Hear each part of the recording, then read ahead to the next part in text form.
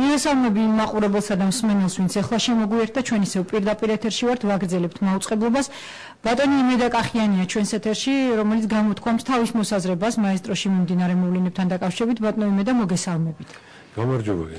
როგორც საზოგადოების წარმომადგენელი, როგორ აფასებთ იმას, რაც ტელეკომპანია მაესტროში ხდება? საერთოდ რამდენად იყავით ჩვენი არხის მაყურებელი? მაყურებელი, გულახდილად რო გითხრათ, მე უყურებ ახლა აქტიურად Global TV მაქვს და უყურებ კინოს, სპორტს და ვცდილობ ნაკლებად უყურებ პოლიტიკურ გადაცემებს და პოლიტიკაზე, როცა არის მსჯელობა, იმიტომ რომ რაღაცა მაღიზიანებს, რაღაცა მტკივა. პირველ რიგში ის რომ ძალიან მაწუხებს, როცა ქართველები შედან ერთმანეთის პირისპირ და ლანძღავენ ერთმანეთს, კაცო. მე შეიძლება მოვისმინო და ნორმალურია რომ რაღაცაში არ ეთანხმები და ამაზე იმსჯელო და იკამათო რამდენიც გნებავს, მაგრამ როცა არის ასეთი მიმართვა რომ თუ ის შენ აზრზე არ არის და შენს პარტიას თუ იმას არ უჭერს მხარს, გავყიდველია სამშობლოსი და მოღალატე, ასეთი რამეები რომ ესმის, ძალიან ცუდად მოქმედებს ჩემზე რა. როგორ შეიძლება ასე გაიმეტო კაცი და ასეთი იმით შეამყო და ასე გაწირო ადამიანი. აი ეს სუდად მოქმედებს შემზე და ვცდილობ ნაკლებად უყურო, მაგრამ აი რაც ახლა ხდება ეს რამდენიმე დღეა, ალბათ ყველა შეწუხებულები ვართ ძალიან. თქვენ ხშირად ბრძანებთ და ასეც უნდა იყოს ახლა ჟურნალისტების უფლებები უნდა დაიცვან და ჟურნალისტს უნდა ქონდეს მუშაობის საშუალება, მაგრამ დაკლებია ლაპარაკი იმაზე, რომ საქართველოში ჟურნალისტების გარდა მოსახლეობაა, რა ვიცი, 3 მილიონია თუ 4-ია თუ 5-ია ხო არც კაცო. აი ამათი უფლებები რო ირღვევა, ამაზე უფრო მეტი უნდა იფიქროს და პირველ რიგში მე ვფიქრობ, ამაზე უნდა იფიქროს მთავრობამ. სად არის ამას? სხვას დავანებოთ თავი თუ პოლიცია არ აკეთებს ამას თუ ვისევალება მე არ ვიცი. სად არის მაგალითად ადამიანის უფლებათა დამცველი?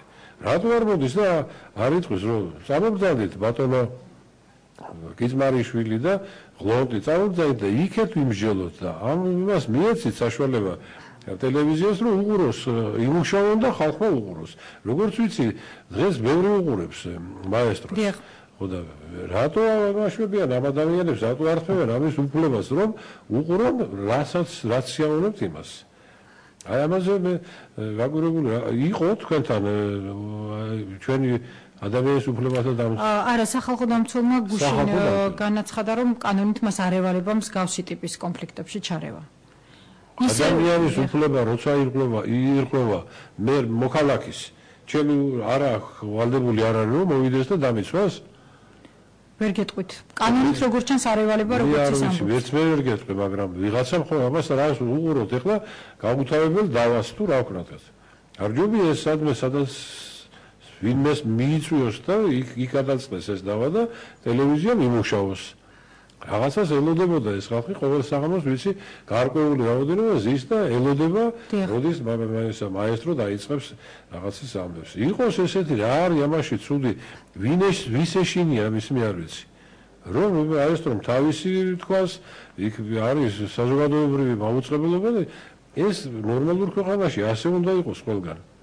ბატონო იმედა რა სიტყვით იმაზე, როგორც ჩვეულებრივი მოქალაქე, რომ პატრულმა არ შეასრულა თავის მოვალეობა, როდესაც მაესტროში შეიჭრნენ უცხო პირები სრულად იქ იყო მართალია ეროსი კიწმაშვილი, მაგრამ მასთან იყვნენ გაურკვეველი წარმომავლობის უბრალოდ ადამიანები, რომლებსაც შეძლო ზიანი მიეყენებინათ ჟურნალისტებისთვისაც, ტელევიზიისთვისაც, ჩვენი ქონებისთვისაც. მე ცოტა გამეცინა მდგომარეობაზე, რომ როგორც ვიცი ამან რომელიღაცა დამფუძნებელმა თუ დირექტორმა გამოიძახა ეს პატრული და მე პატრულმა ეს დირექტორია შეუშვა რაში ცოტა გაუგებარია ეს ამბავი მე არ მესმის კიდე ახლა ბატონი კიცმარიშვილი ღობეზე გადაზრომა რაღაც ეს სადმე რო გადაზროე ამას თუ დაინახავს პატრული უნდა დააკავოს და კითხოს რატომ იძრები კაცო კარებიდან მიბრძანდი ან რა ვიცი მე რატო არ მოქმედებს და რატო არ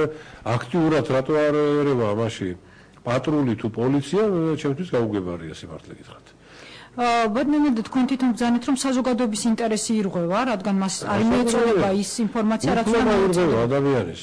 უნდა იყოს თორე საზოგადოებაც უფრო აქტიური იმისთვის რომ იყოს ჩვეულებრივ თავისუფალი კონკურენტული გარემო, სადაც იქნება მაესტროც, იქნება გასართობი არხიც, როგორც თქვენ გიყვართ თქვათ და ყველა შეიძლება თავისუფლად თან არსებობა.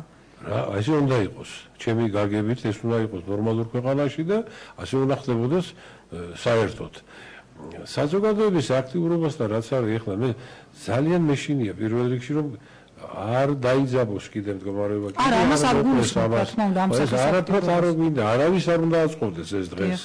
რაღაცა ნელ-ნელა რაღაცას უნდა დავემსგავსოთ ისეთ ქვეყანას, როგორც უნდა იყოს, რომელსაც ნორმალური ქვია და საიდანაც უნდა მიდიოდეს ყველა ქვეყანა.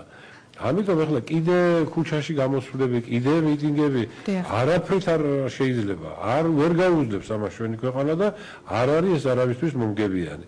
მე იმიტომ ვამბობდი რომ არ ვიცი მე სახალხო დამცველს თუ არ ევალება ის რომ მივიდეს და ადამიანების უფლებების დაცვა მოითხოვოს, მე არ ვიცი. მაშინ ვისაც ევალება იმან გააკეთოს.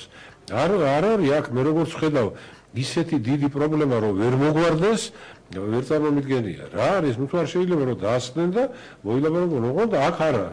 და იმუშაოს ჟურნალისტმა და ჩვეულებრივად ფუნქციონირებდეს ტელევიზია. ეს არ შეიძლება ასე რომ ხდებოდეს. ძალიან დიდი მადლობა მხარდაჭერისთვის.